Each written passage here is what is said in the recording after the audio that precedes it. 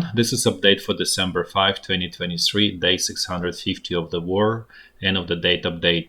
Also catch up for November 29th through November 4th.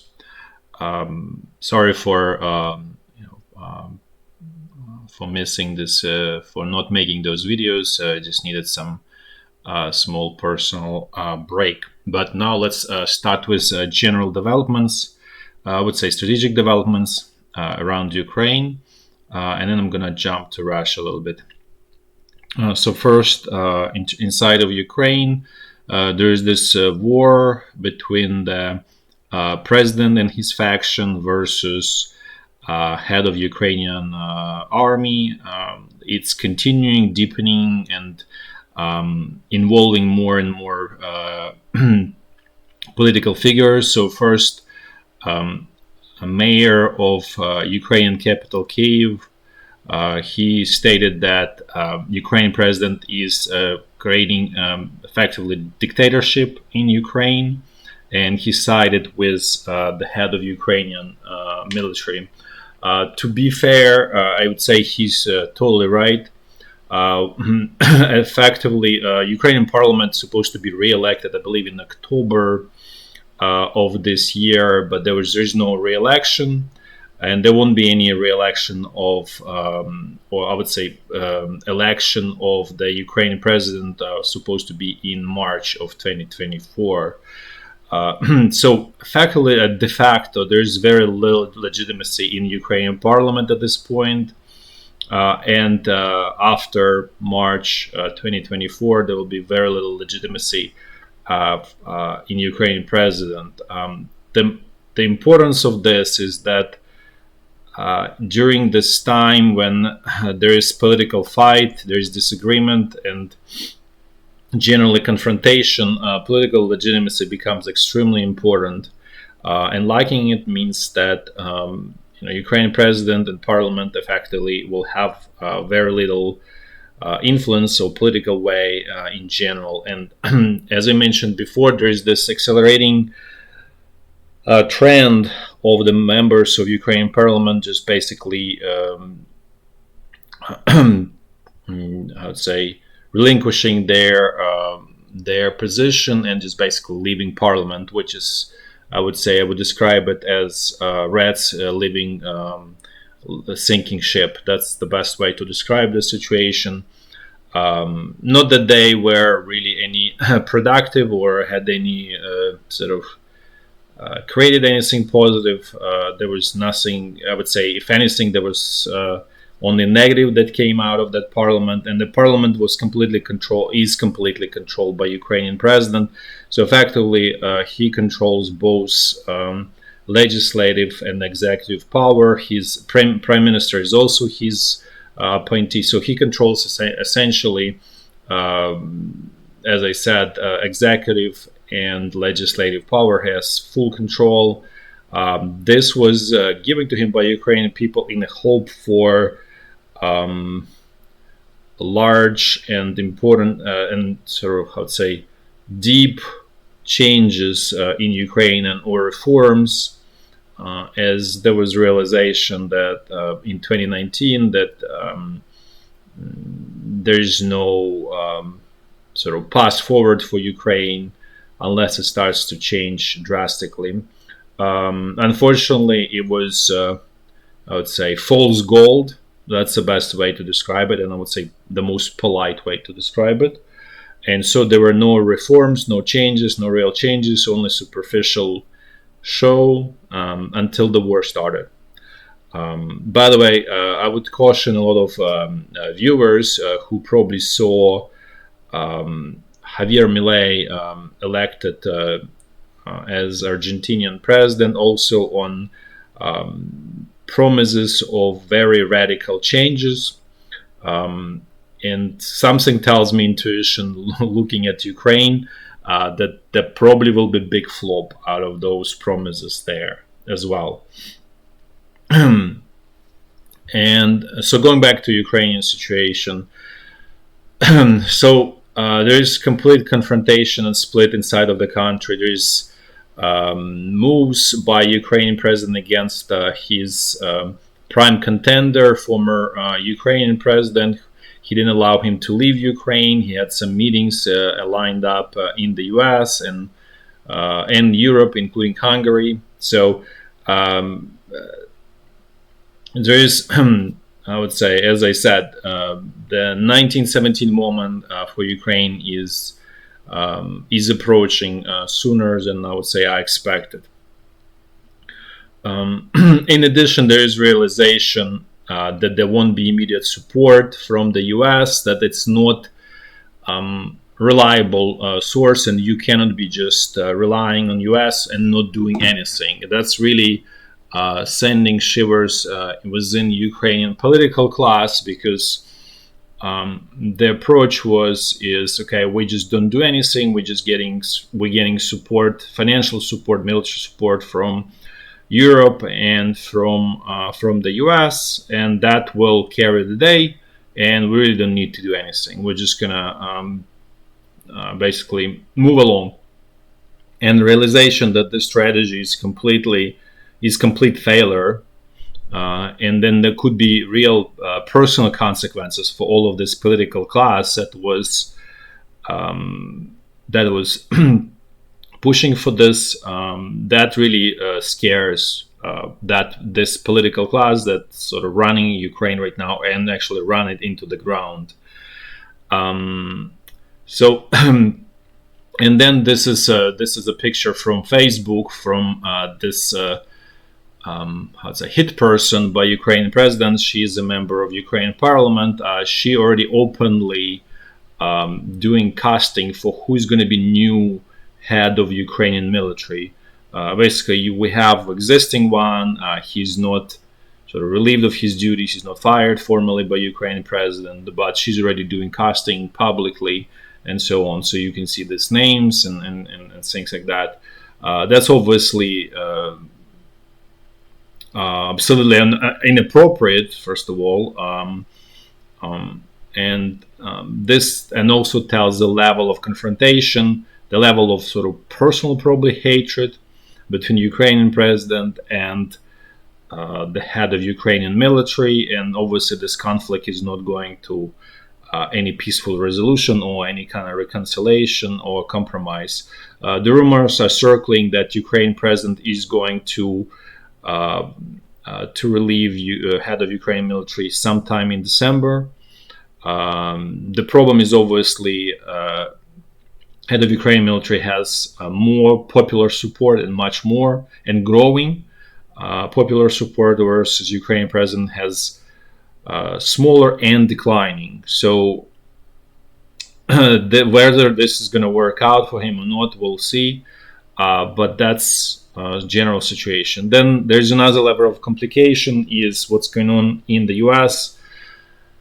I would say the position, so the situation is actually very straightforward. The Republican Party is demanding as a compromise to support Ukrainian military and financial support. They asking to close border with Mexico from immigration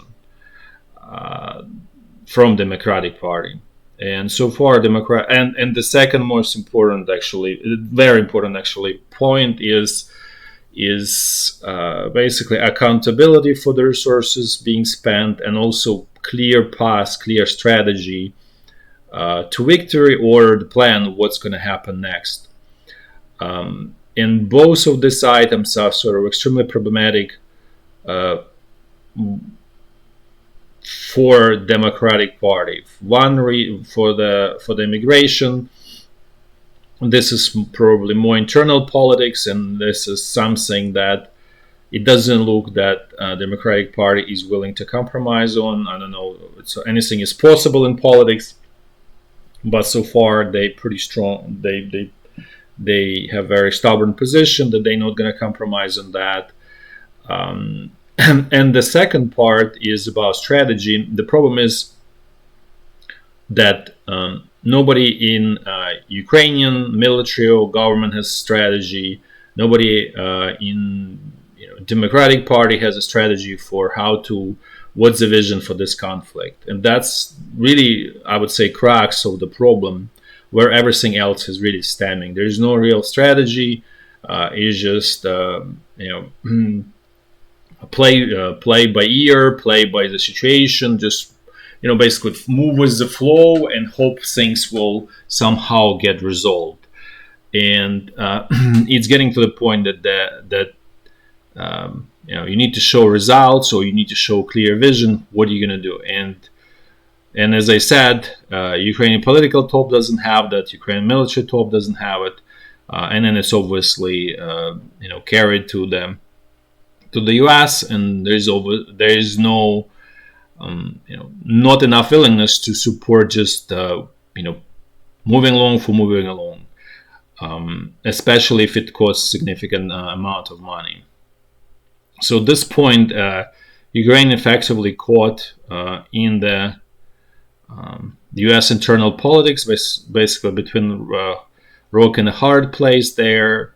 At the same time, all of this is actually failures of Ukrainian government, Ukrainian political top, that's decided to rely on external help and not doing anything internally, to be less dependent, to develop internal resources, which is totally possible. Ukraine is not small country. It has quite a bit of resources. It has a lot of people who can do things. Unfortunately, everybody is prevented from being able to actually exercise literal economic freedom in Ukraine, and that's really where the crux of the problem in Ukraine. So this whole, I would say, snowball of all sorts of problem is now heading to some kind of resolution. And as I said, probably part of it is going to be 1917 moment in Ukraine. There's already open calls for that inside of Ukrainian politics, that there is no peaceful resolution to the current problem. There is need to change, some more sort of revolutionary change. Whether it's going to happen right now or not, I doubt, but it's really clear. It's very clear that there's sort of another milestone on that path Ukraine has moved past by. Now let's move a little bit to Russia. And in this case, I actually would like to say this, talk about some sort of area where sanctions against Russia are actually working.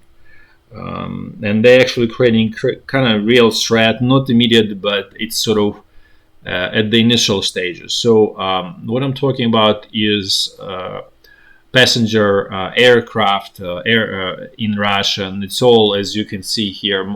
And I picked a company called S7. It's I think largest Russian private company, and I would say probably one of the best run Russian airlines inside of Russia. So as you can see, most of its fleet is either Airbus or Boeing, mostly Airbus, and then little 17 Embraers. For those who don't know, this is Brazilian aircraft. So they have, I think, 97 aircraft. So essentially 80 of those are either Airbus or Boeing, majority being, as you can see, pretty new Airbus aircraft. Actually, average fleet age is 10.4 years. This is actually much better than most of the Western airlines. So, for example, like Lufthansa would be somewhere 15 to 14 years. Like American Airlines also somewhere like 12, 13, 14. Basically, all of these major airlines, they would have much worse situation. I would say the better ones are, like, for example, Hungarian Wizz Air, which is pretty popular inside of Europe. In the US, that would be, I think, like Frontier Airlines and some other ones. In other words, this company is fairly competitive, pretty good. However, it has to ground 19 Airbus airplanes. So out of 97, and out of that 97, we can just take out 17 because this Embraer, it's regional one. It's really not designed for long hauls and for large capacity, which is what they need. And so out of 80, effectively 19 is going to be gone. So it's roughly 20% of the fleet, and 20% of the capacity will be gone. The reason I'm saying that this airline is important is it's headquartered in Novosibirsk, where I'm showing here.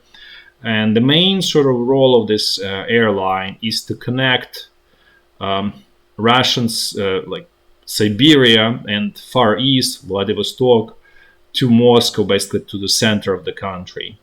There's fairly bad connection between everything past effectively Ekaterinburg here. It's this whole part of the country, like very huge and most resource important part of the country, is effectively hanging on the thread, literally, on this airline thread, and probably some couple more, but effectively this is a thin red line that connects this whole, glues together this part, most important, well, not most, but very important part of the country, and I would say maybe arguably most important part of the country from natural resources perspective, to the European part of Russia. And actually want to highlight why it's important, because effectively all of them, this is here Yekaterinburg, where I was showing, so this is sort of European part of, this is railroads at this point. So all essentially railroads at past east of Yekaterinburg, essentially they hang on two thin threads. One is Trans-Siberian Railroad, which is like more southern one line, and then more northern one, it's called BAM. So effectively, the rest of the country really is glued, this whole area, like east of Urals, essentially, by this two thin lines, and there's those airlines. So it's almost strategically important for Russia to obviously keep it all connected, because railroad here is mostly for cargo, but for passenger, you need to use aircraft, and the problem is going to be only going to be getting worse, because Russia is not getting supply the spare parts from Airbus and Boeing, and that's creating problems over time. So there'll be more and more airplanes that are going to be grounded. Russia doesn't have its own internal aircraft to replace. It's working on some replacement, but then nowhere near to close to be able to replace. China is also working on airplanes on passenger aircraft that could be potentially a solution, but it's also sometime in the future. Let's say by 2030, they probably will have enough capacity, and also China needs to first saturate its own market. So basically, Russia is in difficult situation with respect to this, and it's gonna get only worse. It's obviously not gonna crush Russia or change anything in Russia. It's not gonna create sort of revolution in Russia, or it's just gonna make it much more difficult, much more many more problems.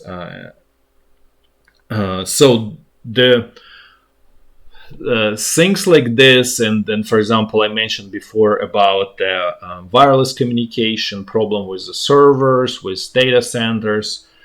These technological items are really creating huge vulnerabilities for Russia, that there's no really solution within next 1, 2 years, 3 years. And at that point, there will be a sort of avalanche of problems that could actually create true significant problem for Russian government, for just literally functioning of Russia as a country. And that's really what's driving Russian political top end president. That's, I would say, the only driver to to seek peace negotiations. Effectively, this technological vulnerability is really effectively the only vulnerability Russia has, and that's effectively making it seek temporary solution, because Russia is not looking for sort of long-term peace, sort of similar situation to 2014, where it was just temporary peace with understanding there will be continuation of the conquer of Ukraine. So this is going to be the same if, let's say, Ukraine is forced to go into negotiation. This is effectively going to be close to almost unconditional surrender of Ukraine. There will be some sort of leftover left as nominally independent Ukraine, and it will be probably in another 10 years, Russia will sort of finish the the business and conquer, capture all of the Ukraine. So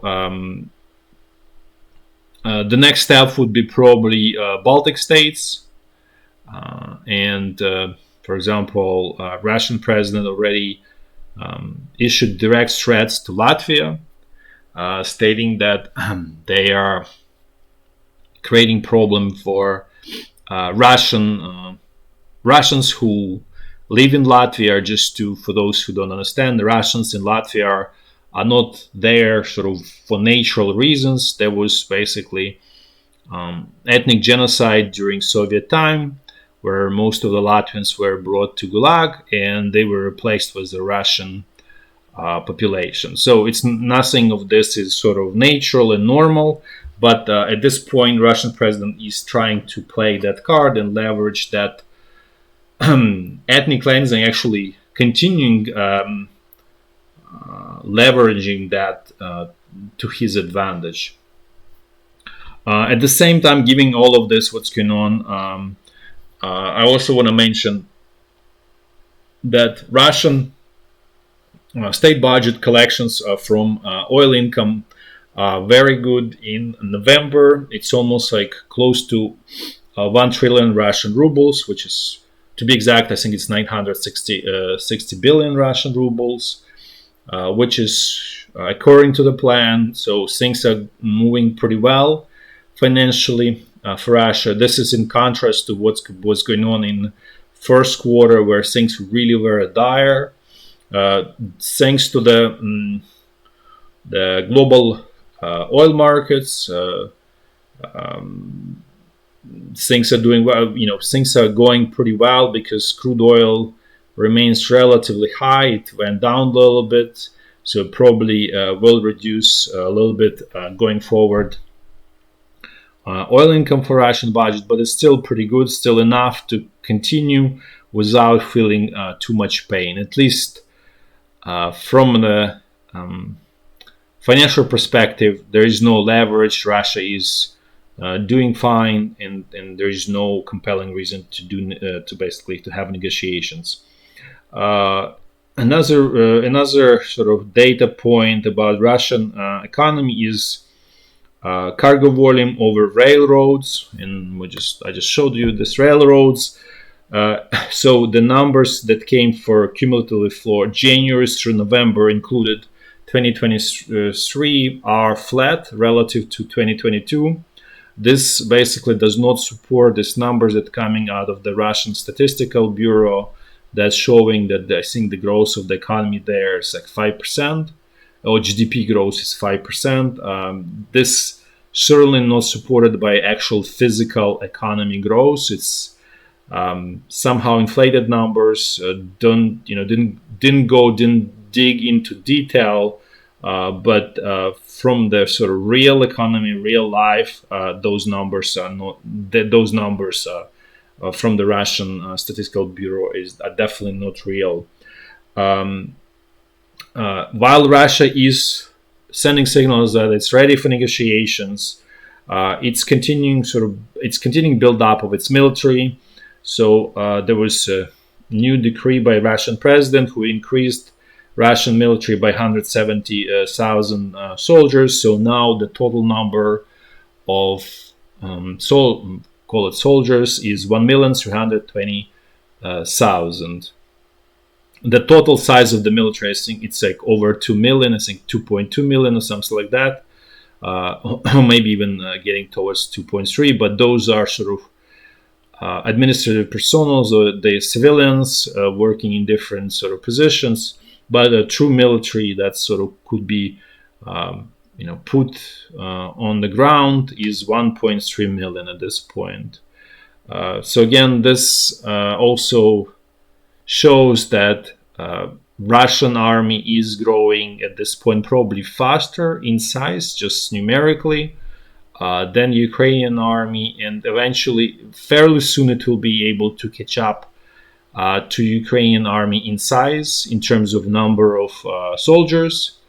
And at that time, it's going to be really difficult and dire situation for Ukrainian army, because part of the advantage was that, at least numerically, from a number of soldiers, Ukrainian army was larger on the battlefield than Russian army.